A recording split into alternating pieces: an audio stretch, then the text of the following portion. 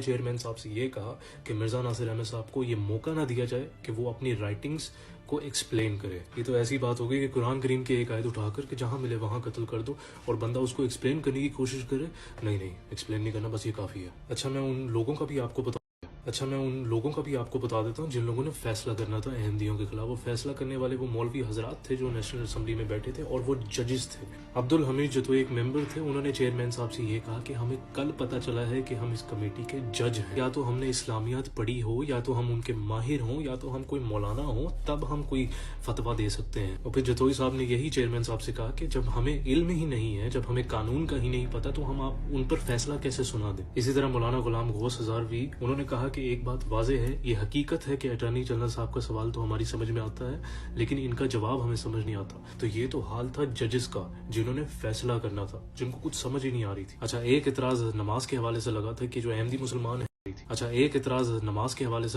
अहमदी मुसलमान हैं वो बाकी मुसलमानों के पीछे नमाज क्यों नहीं पढ़ते। मिर्ज़ा नासिर अहमद साहब ने ये जवाब दिया कि हमारे खिलाफ उन बाकी फिरकों के फतवे हैं कि उनके पीछे हमने नमाज नहीं पढ़नी। मिर्ज़ा नासिर अहमद साहब ने कुछ फिरकों के फतवे दूसरे फिरकों के खिलाफ बताए, जिनमें यह कहा गया था कि इनकी बच्चियों से शादी नहीं करनी और इनके पीछे नमाज तो बिल्कुल नहीं हो सकती। एक और एतराज़ ये लगा कि ज़फ़रुल्लाह साहब ने कायदे आज़म का जनाजा नहीं पढ़ा, तो मिर्ज़ा नासिर अहमद साहब ने इसका जवाब दिया कि कायदे आज़म जो थे वो शिया थे और जिन्होंने उनका जनाजा पढ़ाया वो शबीर अहमद उस्मानी थे, और वो मौलवी, शिया के मौलवी, वो ज़फ़रुल्लाह साहब को मुर्तद और काफिर समझते थे, और ये शियों का फतवा था कि कोई अहमदी हमारे पीछे नमाज ना पढ़े। अगर आपने रिपोर्ट पढ़ी होगी तो जब डेलीगेशन जब मिर्ज़ा नासिर अहमद साहिब हॉल से बाहर जाते थे तो मौलवी हजरात पीछे से चेयरमैन साहब को सजेशन दे रहे हैं, जनरल याया बख्तियार साहब को सजेशन दे रहे हैं, तो मौलवियों की एकदम से आंखें खुली कि ओहो ये तो रिकॉर्ड पर जा रहा है। तो उन्होंने चेयरमैन साहब से ये दरख्वास्त की कि जो हमारे सजेशंस हैं ना, ये रिकॉर्ड पर मत जाएं, क्योंकि जब आगे जाके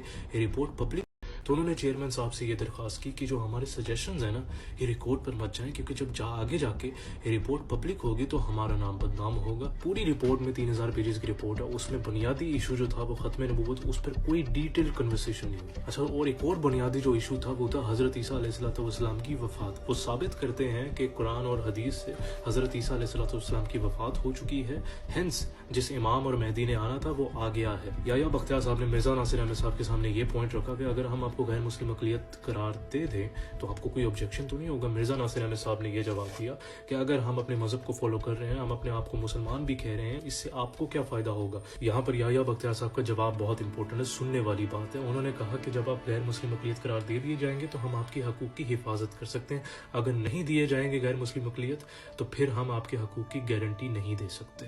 तो मिर्ज़ा नासिर अहमद साहब का यही जवाब था कि अगर इस बलबूते पे हमें अपने हकूक़ की हिफाजत करनी पड़े कि हम आपके हकूक़ की गारंटी नहीं